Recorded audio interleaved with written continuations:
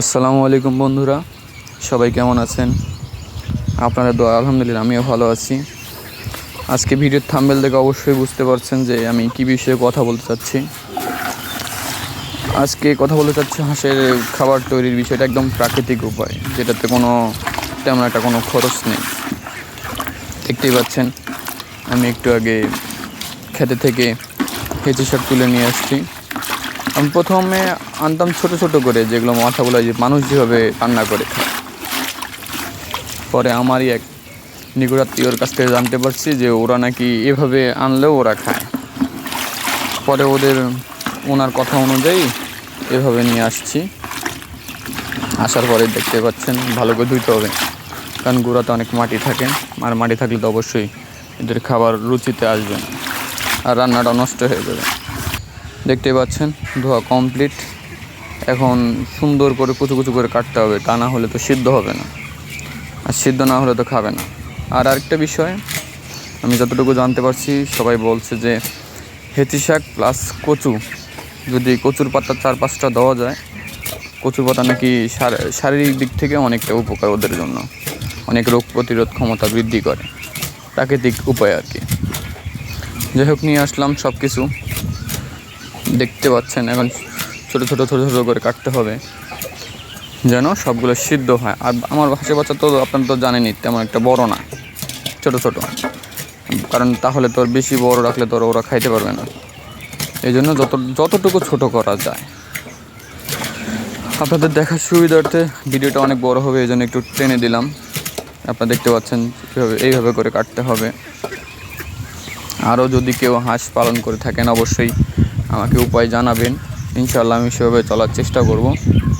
আপাতত দেখতেই পাচ্ছেন এখন বর্তমানে আমি এই প্রাকৃতিক উপায়ে এগুলো খাওয়াচ্ছি, আর কিছু প্রতি রাতে একবেলা করে ফিড খাওয়াচ্ছি। তো দেখুন হেঁচি শাকগুলো কাটার এই পদ্ধতিটা আলহামদুলিল্লাহ অনেক ভালোই লাগছে। যিনি আমার কাছে বলছিল, উনি বলছে যে শাকসবজির পরিমাণটা একটু বেশি দিতে হবে, তাহলে নাকি ওদের গ্রোথটা আর কি ভালো হবে। আর গতকালকে ভিডিওতে তো অবশ্যই দেখতে পাচ্ছেন ওরা হেঁচি শাক ছিঁড়ে ছিঁড়ে খাওয়া শিখছে, ওই গাছের ফুল খাওয়া শিখছে। সেজন্য আর কি এদিক থেকে আগ্রহটা বেশি বাড়ছে। দেখুন কাটা আলহামদুলিল্লাহ প্রায় শেষ। এখন কাটা শেষ হওয়ার পর এখন প্রথমে এগুলোকে সিদ্ধ করতে হবে। তাছাড়া আগে যদি আমি চাল দেই তাহলে চাল সিদ্ধ হবে, এরা সিদ্ধ হবে না। এই জন্য আগে এদেরকেই সিদ্ধ করতে হবে। তো সেজন্য সর্বপ্রথম আমাকে পানি দিতে হবে। দেখতেই পাচ্ছেন আলহামদুলিল্লাহ যতগুলো শাক কাটা হয়েছে মনে করেন এক কড়াই হয়ে গেছে।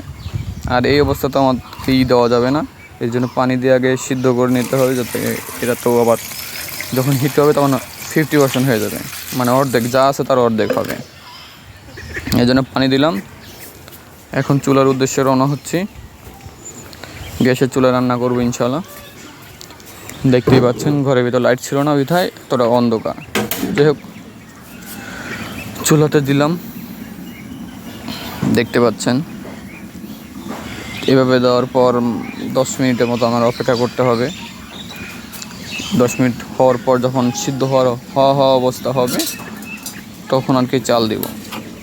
এভাবে আপাতত আগে লেড়ে চেড়ে মনে করেন একটা ঢাকনা দিয়ে রাখতে হবে। 10 মিনিট হয়ে গেল। 10 মিনিট পর দেখতে পাচ্ছেন মোটামুটি সবজিগুলো সব নিস্তেজ হয়ে গেছে, অনেকটা কম হয়েছে।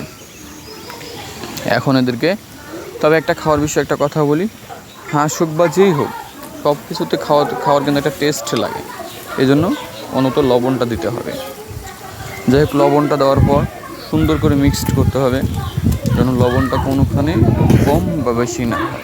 যদি এমন জায়গাতে কম হবে মনে করেন ওরা খাইতে পারবে না, আবার এমন পজিশনে বেশি হবে ওরা ওইখানেও খাইতে পারবে না। এই জিনিসটাকে লক্ষ্য রাখতে হবে। লক্ষ্য রাখার পর আর কি ভালোভাবে মিক্সড করতে হবে, যাতে লবণটা আর কি পুরোপুরি সব দিক থেকে আর কি পরিপূর্ণ হয়। তো দেখতে পাচ্ছেন আলহামদুলিল্লাহ এখন মোটামুটি হয়ে গেছে, সিদ্ধ হয়েছে। এখন আমি চাল দিচ্ছি। চাল দেওয়ার পর চালটাও একটু মিক্সড করে নিতে হবে, কারণ লবণ তো আছে, নাহলে চালগুলো উপরে থাকবে। দেখতে পাচ্ছেন। তবে আজকে সবজির পরিমাণটা একটু বেশি হয়ে গেছিলো, যাই হোক হচ্ছে।